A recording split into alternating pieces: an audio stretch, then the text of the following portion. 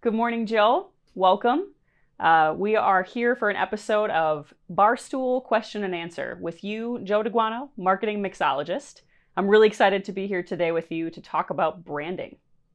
I am as well. We were doing branding before we even knew what branding was. We would go in, do the diagnostic with our clients, find their message strategy, and then we didn't even know it was called branding. And then in 1999, we started working with Roy Williams, who is the Wizard of Ads. And it really kind of changed our lives as marketing professionals here at Midwest because he taught us what branding really was. Yep. He taught us that branding takes a long time. He taught us that when you win the hearts and minds of a consumer, you don't have to sell them today. You wait for the when, you tell them the why. So it's really a core element of Midwest Family. How would somebody get started with branding? So when I'm meeting with a client, I break down their competition first to find out their pros and their cons. And that really opens up a hole then for that client's individual brand equity or brand identity. And so when you know what the competitive landscape is and you know what the competitive landscape is not, then you can find where your hole is and sell that point home. What would you say to somebody that's concerned about investing in branding? They just want sales now. They just want leads and sales, and they might not see the value of branding. You know, it's proven that if you're using something from a sales activation standpoint, that if you have a more defined brand and a better brand, sales activation will happen faster. So if you want sales activation, you need that defined brand. No matter what you're using, defined brand gets searched more. It gets clicked on more. If you have a better brand, you will have sales activation. So if you're looking for sales activation right now and you have an ill-defined brand, I'd say good luck.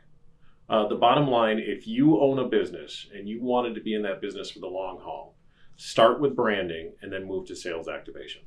How do you prove a return on investment for branding? How would you say to somebody, yes, I can measure branding?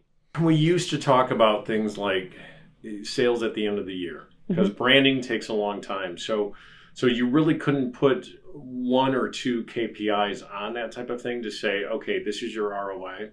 It's different today though. And that's because we talk full funnel. And when we're talking full funnel with branding, you can have different KPIs. You can have website traffic. You can have clicks to your website. It could be top of the mind awareness studies. So I think that's a key element of starting any branding campaign is what are the KPIs that we're going to be using? And look, at the end of the day, did you sell more at the end of this year than you did when you started branding? Branding takes time. And I think the biggest thing with branding is that I always equate it to two things. It's either just like a workout regime.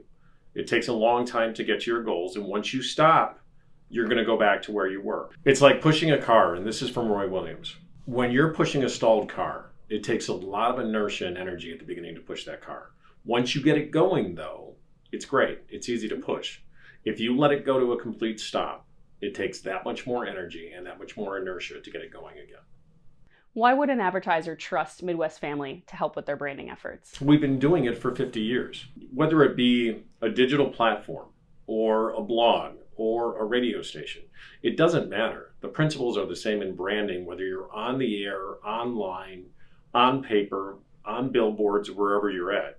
Hundreds of thousands of clients have gotten results because of their work with us. And why wouldn't you?